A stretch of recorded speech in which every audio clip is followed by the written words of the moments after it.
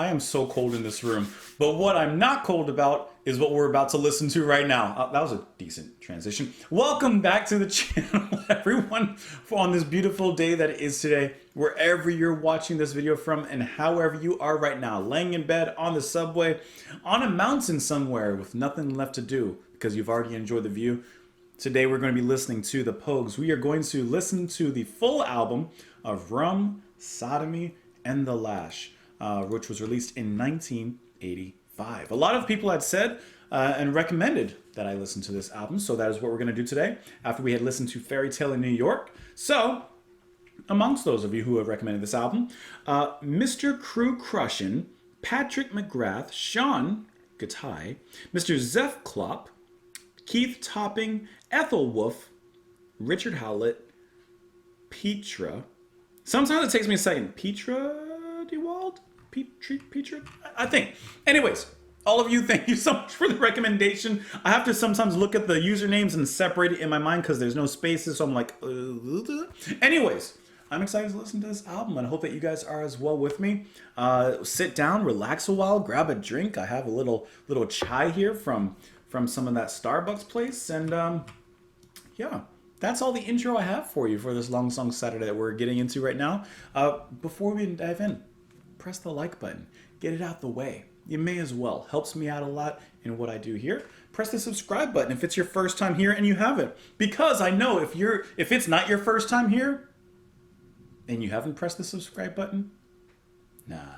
If you're back here, if you've been coming back here, you've pressed that subscribe button by now. So I already know. And of course, if you do enjoy the content that I put out and the reactions and the videos, you can of course support what I do over on Patreon. But enough of that for now. Let's go ahead and dive on in. Rum, Sodomy, and the Lash. Let me take a last sip before we dive in. You can as well. Cheers. That's smooth, sweet. I would have liked a little more spice in that chai, but I'm okay with it. It is what it is. Let's go ahead and dive in. Starting off with the first track here, The Sickbed of Mlenain. I hope I'm pronouncing that right. Let's go.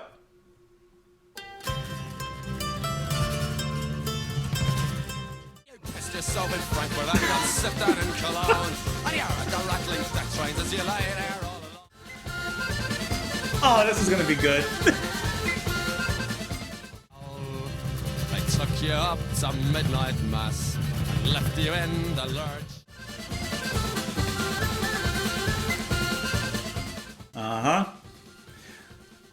This is gonna be a good time. I'm personally guaranteeing it's going to be a great time listening to this album. Starting off already with these heavy sparks. So much great instrumentation in there. Obviously the accordion, you hear some flutes or something flute-like in there at the end. The singing, I love that. I like that little punkish snarl that he has at the very end of the verse when it moves into the chorus there. The drumming is really nice. I love the opening with the acoustic guitar and then that like little drum roll there. I think that that's fantastic in building up tension before we get into the countdown, which leads into that faster verse. That is good. That's good. I'm going to tell you right now, there are a ton of references in this track, and perhaps there will be even more later on through the album. I am not going to get all of them. I'm going to do the best I can, but I'm just telling you right now, I'm going to miss a lot of references when we look into the lyrics. But musically, that was sensational. You're going to have James Fernley on the accordion there. Spider Stacy handling what is the tin whistle as well. And then even some of the guitar playing, especially amongst the later part, I heard it in the background, you have a very like folky kind of picking going on, which I thought was really nice. Of course, Shane McGowan sounding crystal clear and really wonderful. And by the way, Ellis Costello is producing this album. Just want to toss that out there. All right, let's look at these lyrics. So it's pronounced, I'm trying to remember how he said it, Kuklin. Kuklin? Oh, God. Oh, no. McCormick and Richard Tauber are singing by the bed. There's a glass of punch below your feet and an angel at your head. There's devils on each side of you with bottles in their hands. You need one more drop of poison and you'll dream of foreign lands. So before we go any further, let's see what, I already forgot how he pronounced it. How do you pronounce it? Here it is. Hold on.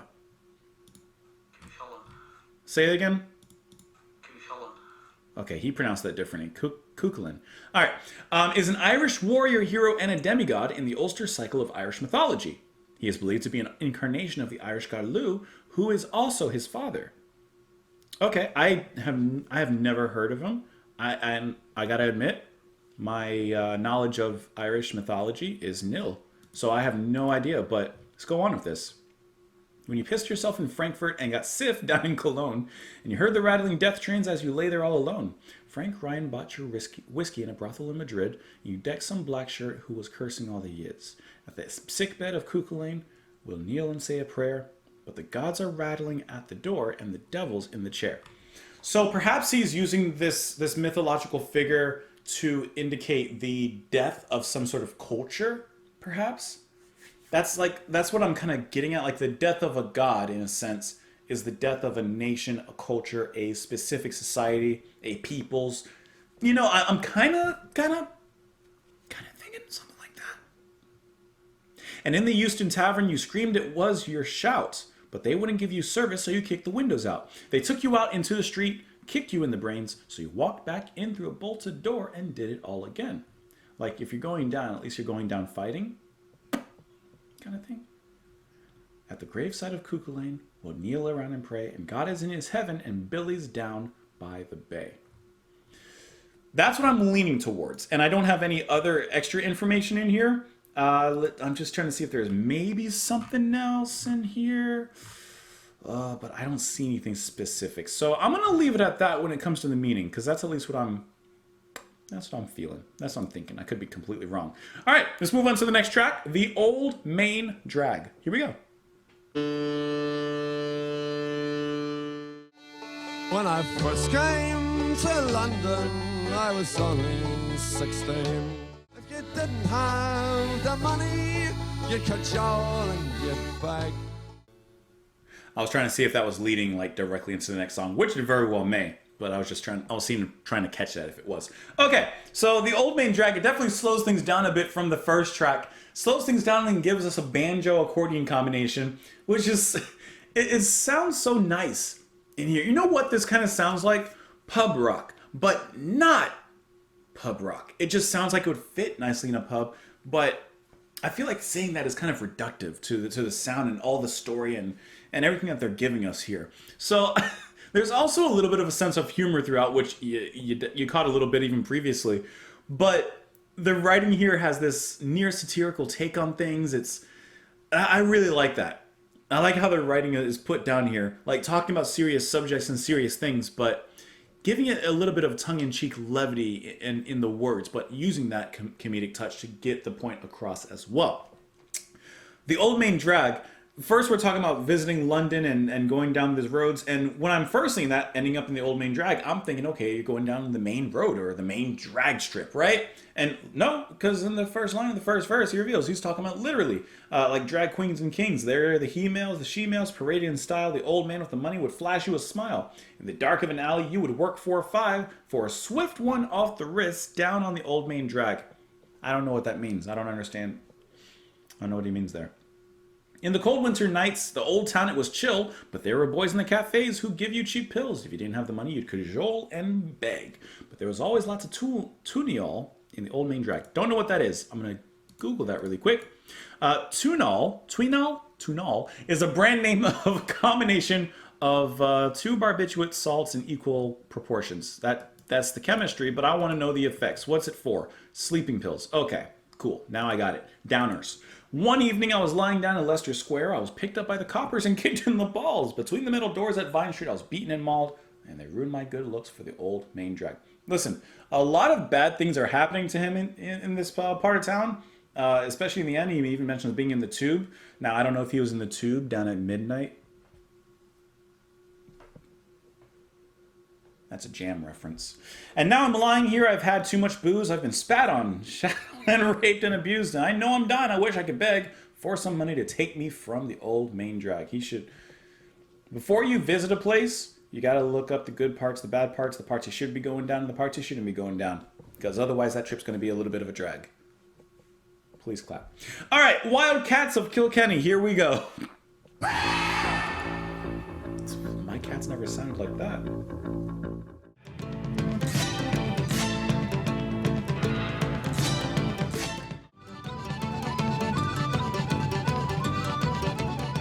That was sensational. Let's let that lead into the next song. I'm a man you don't meet every day. Canny gunman and a roving young fella.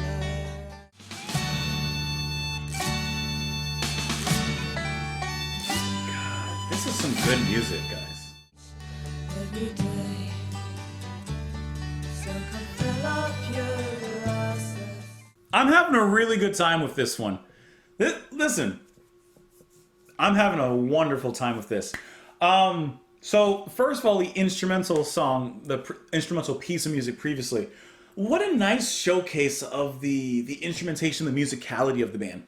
Obviously, you heard that all before, but I like how now, stripped away of the vocals, besides a few yelps and yaps here and there, you just get some sensational guitar work, instrumentation, just everything. I really, really enjoyed that. And there's those moments where it becomes just a little bit more uproarious, and forgive me, it's the image I keep keeping in my head of like a pub and everybody's just having a great time and dancing and doing themselves a little dance. And then those moments of rest where perhaps it's the quiet moment in the party and everybody's kind of regathering themselves. They go to the bar for a drink and then they come back to the floor just a little bit later.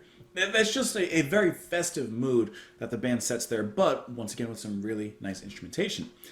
This track, I'm a Man You Don't Meet Every Day.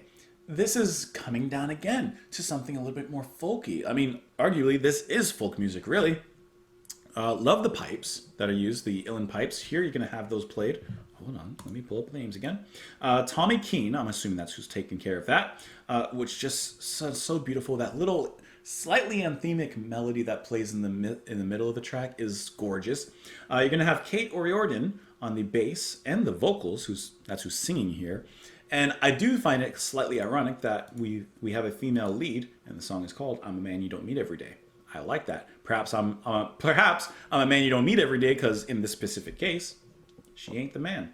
Oh, my name is Jock Stewart. I'm a canny gunman, and a roving young fellow I've been.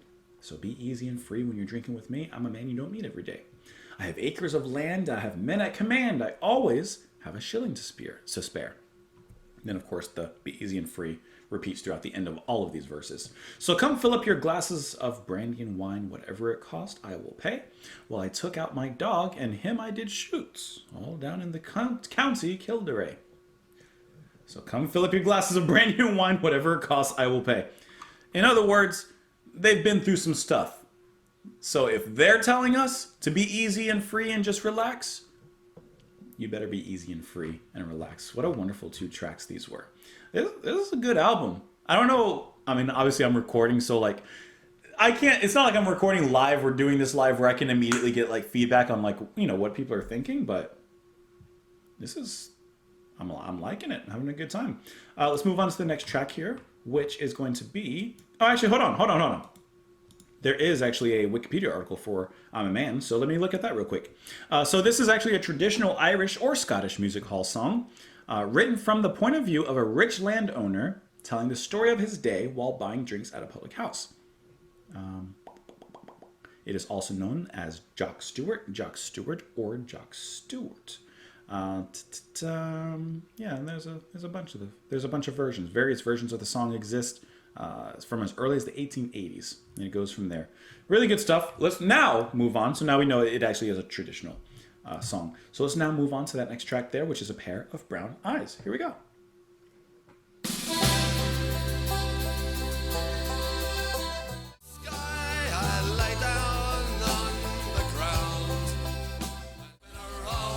This is a song that everybody sings at a piano bar.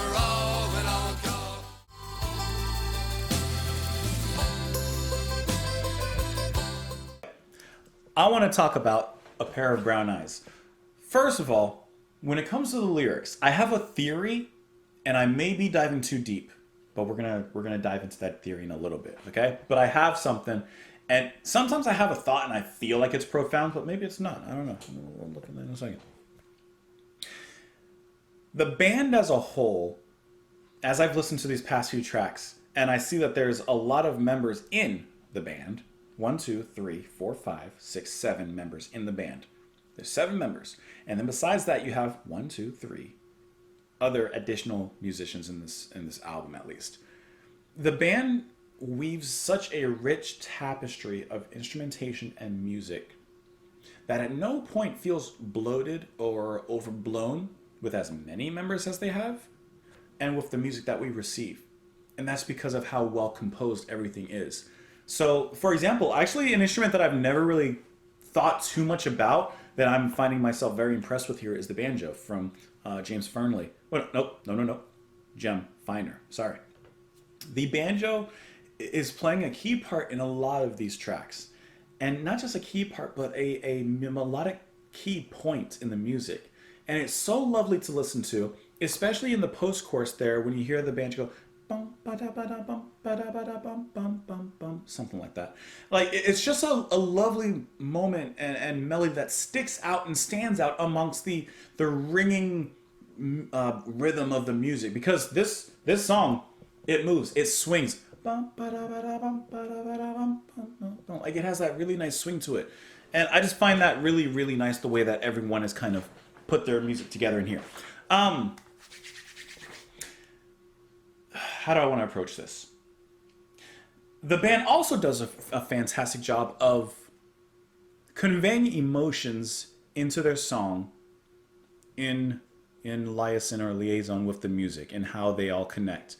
So the lyrics have this, I guess literally in some senses, drunken regrets, drowning your problems and your PTSD and the things that you're dealing with or thinking about, drowning that in your drink. And I think that the music so perfectly captures that. You can hear the sadness in McGowan's voice and the way that he's singing here. You can hear that internalizing of issues and trying to deal with them inside, but perhaps that's not the best way to deal with them. And I just think that is so fascinating, the way that they've all captured that. I think that the writing is so strong from that point of view. Now, I want to look at the lyrics. I want to read them. And there's one part when we get to the end of the first verse near the end of the first verse, kind of, that I have a theory. And once again, I might be diving too deep, but maybe this is a known thing. One summer evening, drunk to hell, I sat there nearly lifeless. An old man in the corner sang Where the Water Lilies Grow. And on the jukebox, Johnny sang about a thing called love, which I'm imagining is a reference to a song that was at the height of its popularity at that time. And it's, how are you, kid? And what's your name? And how'd you bloody know? So that's the person that, is talking to him in his drunken stupor. In blood and death, neath a screaming sky, so we're getting a flashback, I lay down on the ground and the arms and legs of other men were scattered all around. This is a great, great line, these next few. Some cursed, some prayed, then cursed, then prayed, then bled some more. That is such a fantastic and gruesome line. And the only thing I could see was a pair of brown eyes that was looking at me. But when we got back, labeled parts 1 to 3, there was no pair of brown eyes waiting for me. There's a few things I have to say about that, okay? A few things. Part of it's going to relate to, we need to go further in the lyrics, but so he says that as he's on the ground, injured, and he sees a pair of brown eyes looking at him, okay? So I see it as literally, okay? Another soldier, could be friend, could be foe. The point doesn't matter. He sees another pair of eyes looking at him. He got back, labeled parts 1 through 3, and there was no pair of brown eyes waiting for him. So that soldier, I think, died and was dying. And I think that our character, our perspective, is watching this person die. They look into each other's eyes and they watch each other, or we watch him die. Okay? That's that pair of brown eyes. However, he also says there was no pair of brown eyes waiting for me. Brown-eyed girl. That's what I think of. So I think of your wife, your girlfriend, whoever, your lover, wasn't waiting for you, as we often hear with soldiers, war, deployment, etc. Okay? I'm going to go deeper. You're going to like this, I think. Let's keep going. And a rovin' I'll go for a pair of brown eyes. Right there. And that's the chorus. That repeats, right? So he's on this journey. He's roving for a pair of brown eyes. Now, you could go the obvious way and say, of course, he's looking for his girl. He's looking for his wife, whatever. Because he wants to find her. He lost her during the... I get that. I'm gonna spin it on you, I think. I have another theory, but let's keep going. I looked at him, he looked at me. All I could do was hate him. While Ray and Philomena sang. Another song of the jukebox, I'd imagine. Of my elusive dreams, I saw the streams, the rolling hills where his brown eyes were waiting. And I thought about a pair of brown eyes that waited once for me. So drunk to hell, I left the place, sometimes crawling, sometimes walking. So he leaves, okay, he gives the balls a talking. And I heard the sounds of long ago from the old canal and the birds whistling, and the wind gently laughing, and a roving I'll go. Okay. This is what we're getting at, okay? So he says, this is what I'm getting. The other soldier died as he was looking at him. He says here in the third verse, I saw the streams, the rolling hills where his brown eyes were waiting. When I see streams, rolling hills, and I'm talking about death, I'm thinking Elysium. I'm thinking heaven, paradise, whatever your end is, right? Like that kind of end, that heaven. And that's where the other soldier's waiting for him. So when he says in the chorus that he's roving around looking for a pair of brown eyes, I think of it like this. This is my deep thought theory. Just as he gave that other soldier comfort in the very end, just through their eyes, just through their staring and looking at each other, I think that he's roving around for that same comfort, and that it's not literally a pair of brown eyes he's looking for, but when his time comes and he is passing away, I think he's looking for someone to give him that same kind of respect, that same kind of comfort in his last and final moments. That's the pair of brown eyes he's looking for. And I'm especially thinking that because of that slight, I think, a reference to like heaven, or if you want to say Elysium, something like that. That's what I'm cooking. That's my theory. I know it's deep crafted. Maybe I went too far in that. Maybe I didn't go far enough. Maybe it's everything. That's what I think. Anyways, says that this song was the single peaking at number 72 on the UK Top 100. It references a Johnny Cash song, A Thing Called Love. There you go. And also references Irish country music singers Ray Lyman and Philomena Begley's version of My Elusive Dream. So there you go. No more information on that part, but come on. Isn't that I think that that's a cool theory if that's even close to being true. I'm probably so off. Let's move on to the next song, which is going to end the first side of the album. That's going to be Sally Mlenain. I hope I said that right. Let's go.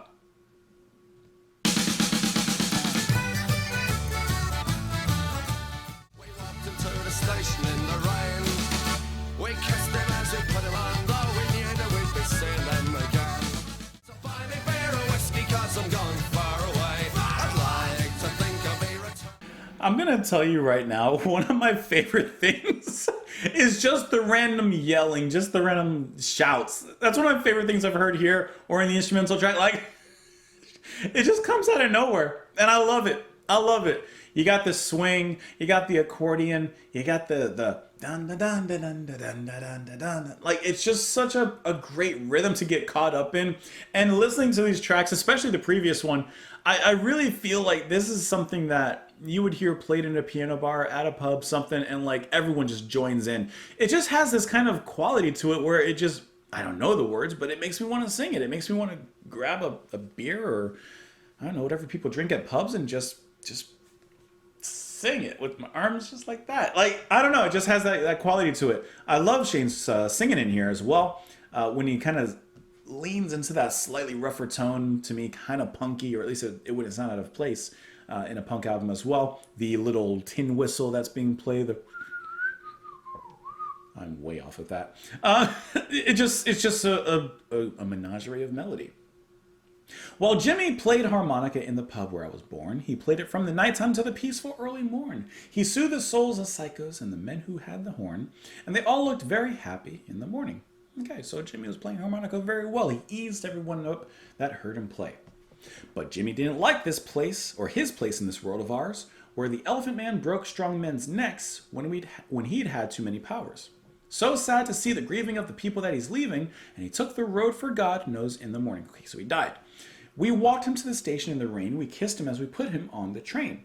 And we sang a song of times long gone, though we knew that we'd be seeing him again. Yeah, so I like the funeral procession and the way that it's described here.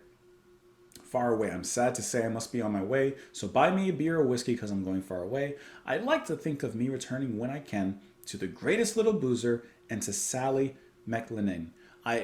He said it a different way. Listen, I'm sorry. I have a goldfish memory. And yeah, I heard how he pronounced it in the song, but I'm already messing it up. Sally Mlenain. The years passed by, the times had changed. I grew to be a man. I learned to love the virtues of sweet Sally Mlenain. Though I took the jeers and drank the beers and crawled back home at dawn and ended up a barman in the morning. I played the pump and took the hump and watered whiskey down. I talked of whores and horses to the men who drink the brown. I heard them say that Jimmy's making money far away, and some people left for heaven without warning. And it repeats from there. So I get that Jimmy died, and they're talking about death. I don't know who Sally Mlenain. Let's see. Well, it says here that Sally Mlenain is a type of stout. Okay, so it's a beer. Okay, so the greatest loser beer. Okay, I get that part. So it's just celebrating life and celebrating the pleasures of life before you take that last train to the great sky above or down. I don't know, wherever you go. Anyways, so that ends side 1 of the album. It also says that this was the second single by the band, reaching number 54. Okay, so now we're moving on to the second side of the album, and I feel like giving you guys a quiz to see who's actually here. Who's actually watching the video, because I got to do it. I always do it for the analytics. Who's here at this point in time? Let's see. What animal? Hold on. What animal is on my Starbucks cup? What animal is that?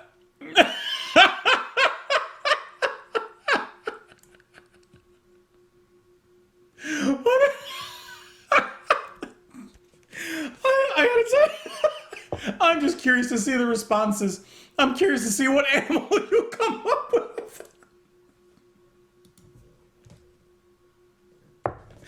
Let's go to the next song. It looks so funny. I'm sorry. Look at this thing. What did I draw? What is this? Hold on. Focus. What is that? Like, what even animal would you even describe that as? That's horrifying. That's slightly scary. Okay, that's about right. Oh, let's move on to the next side of the album. Dirty Old Town. Let's go. I gotta turn it because I'm gonna start laughing.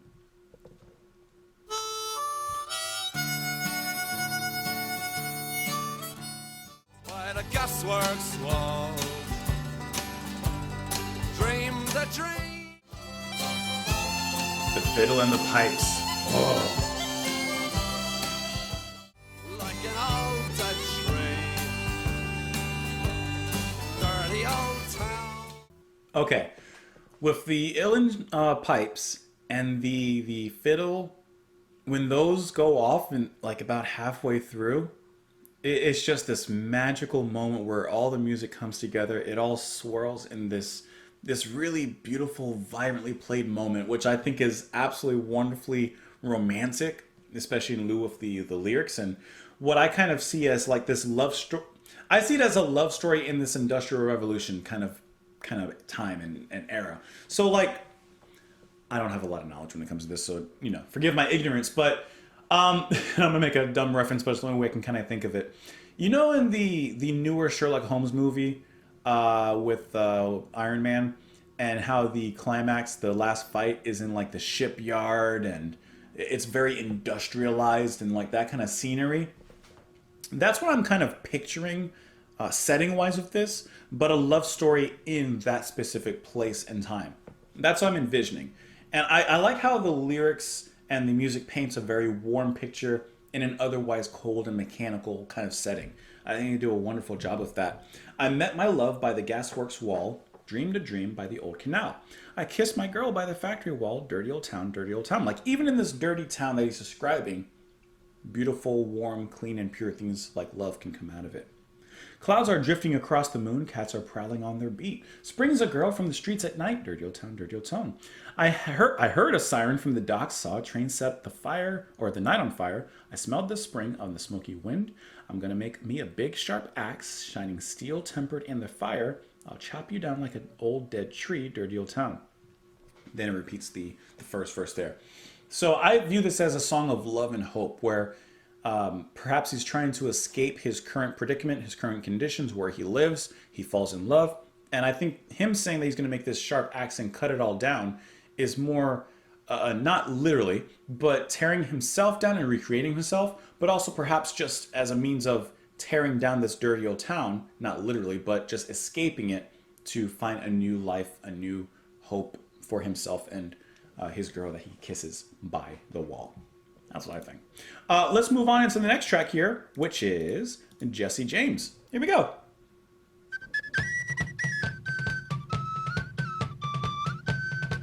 This makes me want to march into battle. Ride the Union trains. He stole from the rich. They were brave, but history does record. Jesse, rain for Jesse, and rain Jesse James in his grave. I like their little ode to American Western. I mean, musically you still have, their sounds and everything, but it's a little bit more westernized. And then you have the sound effects with the 6-shooter, that's the best way I can describe it. You get the you not sit here and do that. But you get those sound effects in there, very American Western television kind of sounds, and I think that's really funny. You also have someone else singing on this particular track, if you couldn't tell. Spider Stacy, who's been handling that tin whistle throughout the music here, but now he's going to be the lead singer here on this particular track. And his voice is much rougher, I would say, than Shane's. And I like how it fits into this kind of dusty folktale, this dusty American folktale. Now, I know nothing much of Jesse James except that they were an outlaw, and Brad Pitt starred in a movie about the assassination of Jesse James by the coward Robert Ford. Is that what the movie was called?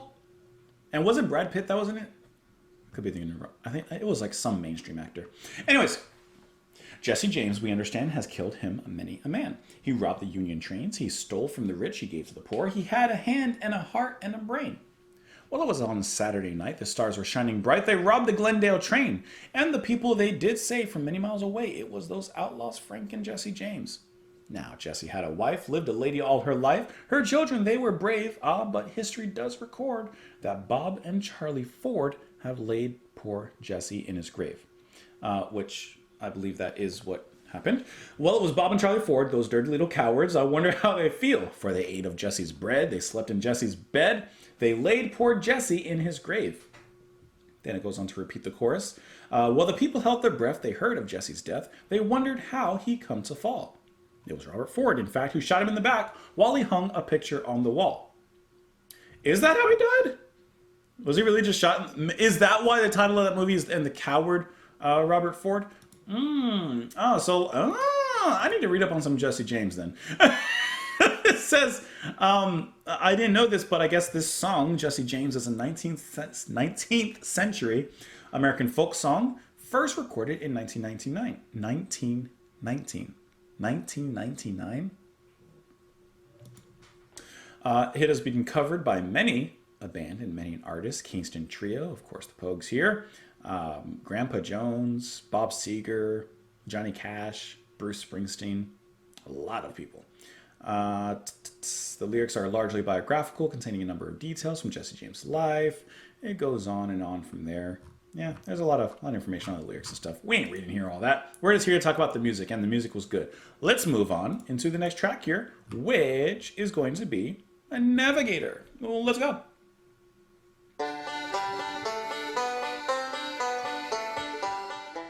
Water, but whiskey by pints. So when we get hydrated. On the shanty town, save the brass in the pocket of the entrepreneur.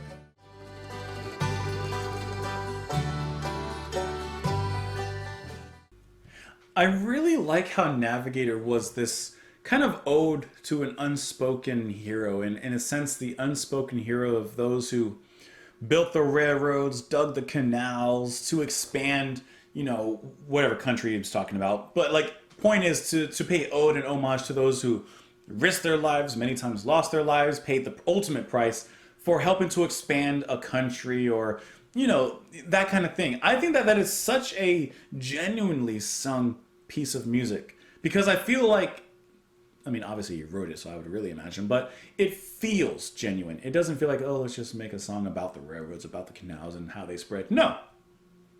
Let's write a song dedicated to the people, the workers who actually put their backs, their lives on the line in building and expanding a country's transportation, and really to an extent, expanding the country. I think that that's really, really cool. And the music itself is very reflective, solemn, but not grimly so, just with honor. I mean, to me, it sounds like it's made with the highest amount of respect and reverence, I would say. And even giving those workers the title of the track, Navigator. No, you're not just a dirt digger or earth mover. You're a navigator. You are creating the lines of which future generations in this specific country will travel and walk and move. And I think that that's really, really a high honor that he's paying. Sorry about that. And like I said, wonderfully played as well. The canals and the bridges, the embankments and cuts, they blasted and dug with their sweat and their guts. They never drank water, but whiskey by pints, and the shanty towns rang with their songs and their fights. Navigator, navigator, rise up and be strong. The morning is here and there's work to be done. Take your pick and take your shovel and the bold dynamite to shift a few tons of this earthly delight. I love how he describes dirt.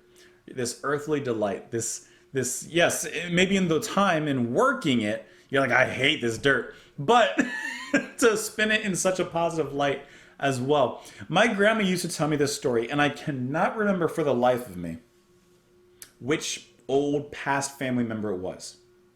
But someone, I want to say like my grandma's grandfather or something, someone back in my lineage had worked on the Panama Canal.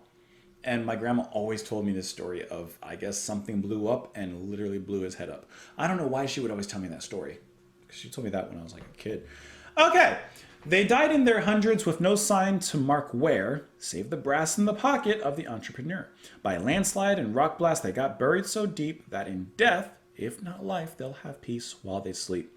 So, see, he even mentions that there's nothing to mark their graves. There's nothing to mark where they are, except for the brass in the pockets of the entrepreneur, except for those above ground that are benefiting from it, but hopefully that they've received some peace and silence now as they sleep. That's a really beautiful ode to those workers. Let's move on into the next track here, which is going to be Billy Bones. Let's actually do Billy Bones and the Gentleman Soldier, since they're both 2 minutes long. We'll just let them roll together. Let's go.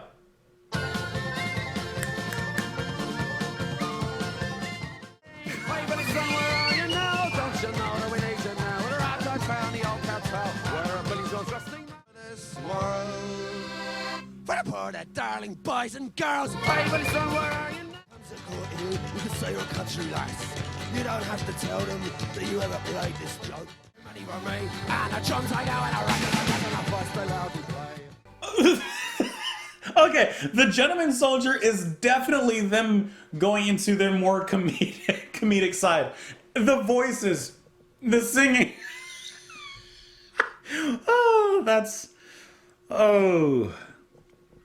That's funny. The big drums, the snare, the rat-tat-tat-tat. That is so good as well. Let's talk about Billy Bones.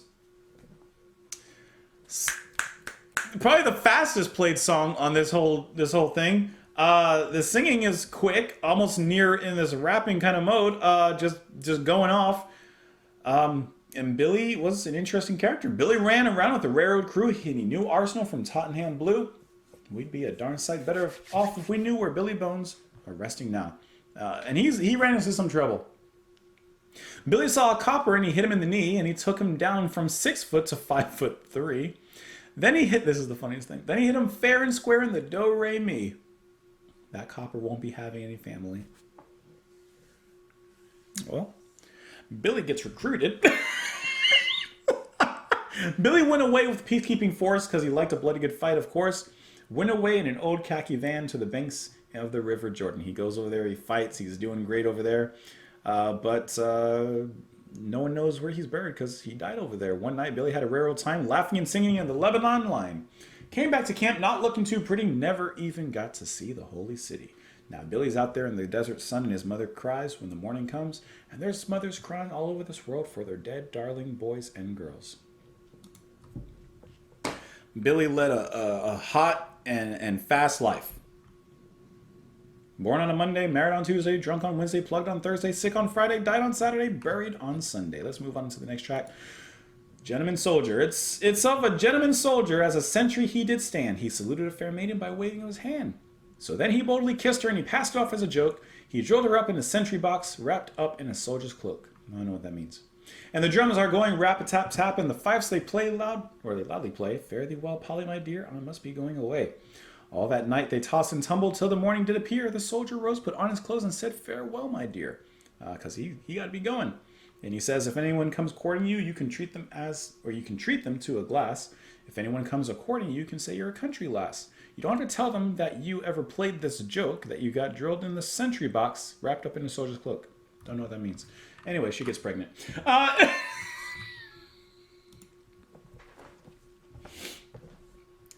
Let's go ahead and move on into the final track of the album. Hope that you all have had a great time. Hope you've enjoyed listening to it with me. Let's move on into the final track, which is entitled, And the Band Played Waltzing Matilda. Here we go. And the band played. That's a long way.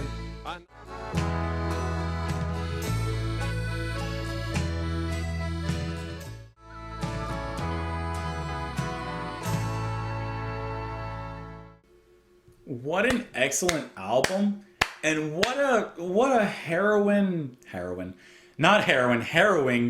like message to end the album with this very, very grim, realistic conclusion. We're gonna talk about the lyrics here.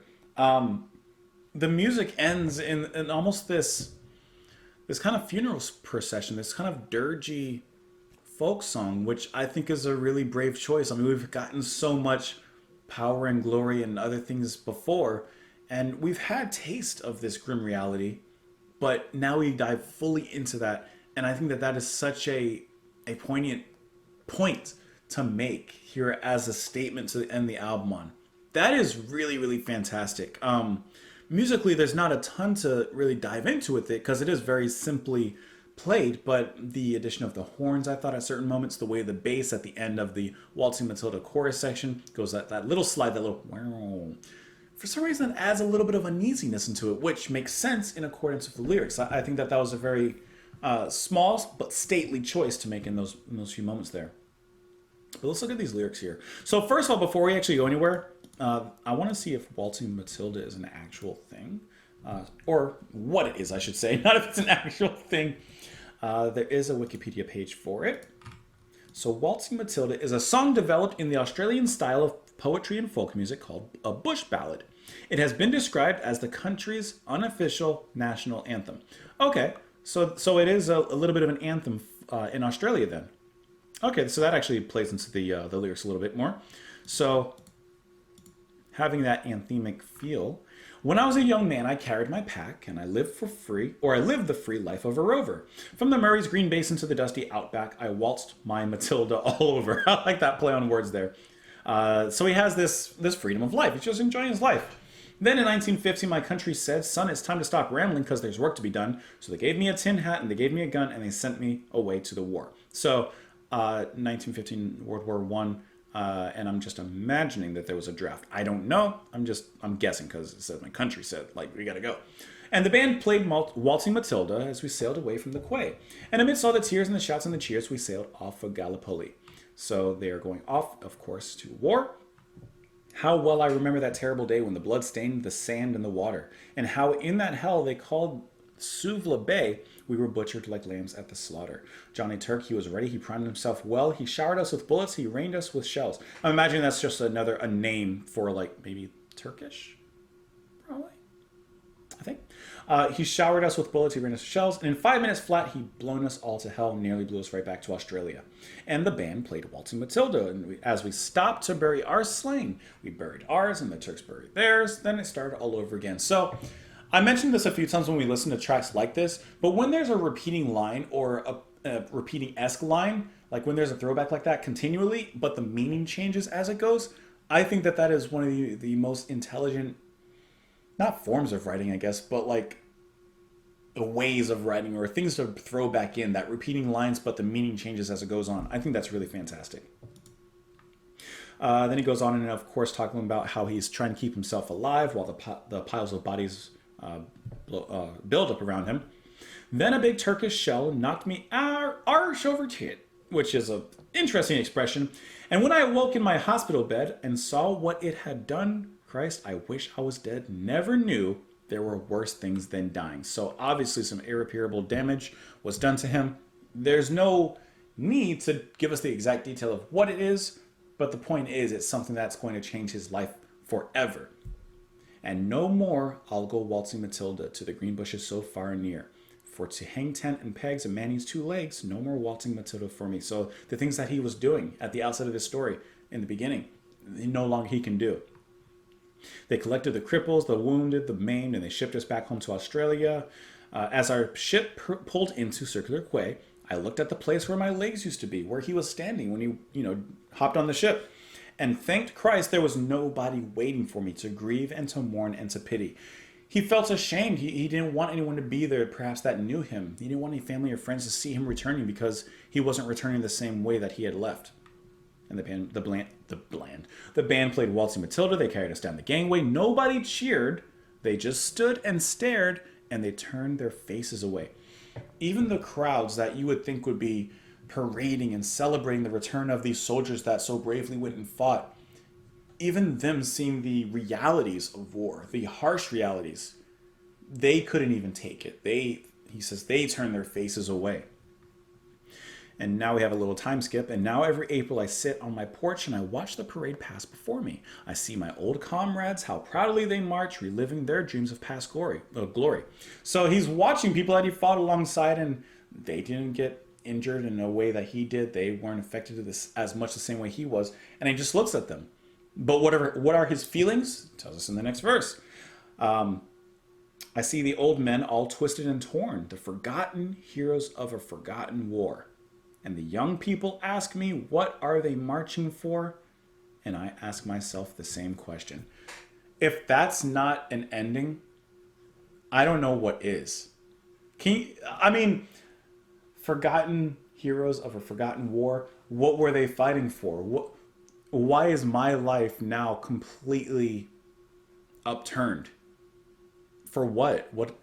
And so sit there and watch others. Like, this is such a stab in the heart, because you know that this isn't just a piece of fiction. This is real. And the band plays Waltzing Matilda, and the old men still answer the call. But year after year, their numbers get fewer. Someday none will march there at all. Who will go a waltzing Matilda with me? Who's going to be waltzing Matilda with him now? What an absolutely amazing, harrowing, poignant track to end the album on. This is fantastic. This was so good. And like I said, to me, to put such a strong song here at the end is a move. It's a power move.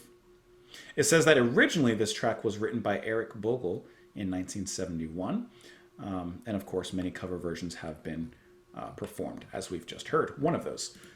What a really awesome album to listen to. I hope that you guys enjoyed listening to it with me. My favorite tracks are very easily this run of 3 from Wildcats, I'm a Man, and Pair of Brown Eyes.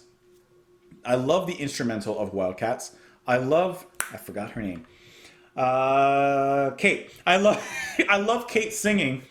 Just as like this little, it sounds wonderful. I love folk music like that, and just sounds beautiful, especially the way that she sings. And it's kind of like it's kind of not the odd man out, but like it stands out. It has a certain diversity just because of the nature of her singing and how well done it is, and that style of folk as well. And the Pair of Brown Eyes just, I think, has everything that I enjoy from the band. It really has a great message, great musicianship, everything that I would expect and want. So really, really great album. This was a joy to listen to. This is one of those ones, like I said, from the very beginning, from that first track, I said, oh, it's going to be one of those. And it was. So all of you that have recommended this album, thank you for the suggestion. Those of you who didn't, hope that you enjoyed it. Hope that you enjoyed listening to it alongside with me. Of course, before you leave, if you can do me a favor and press the like button. Helps a great deal. If you didn't do that in the beginning, press the subscribe button. Why not? You're here at this point. You might as well be subscribed. Leave a comment with your favorites, songs on here, your thoughts on the album. Support what I do on Patreon if you wish. Tell me, what animal do you think this is? What is this? What do you think he sounds like? What do you think it sounds like? What is this? This is like a bird without feathers. That's like a chicken. Anyways, have a wonderful rest. Have a wonderful rest of your day, and I will talk to you all later. Bye.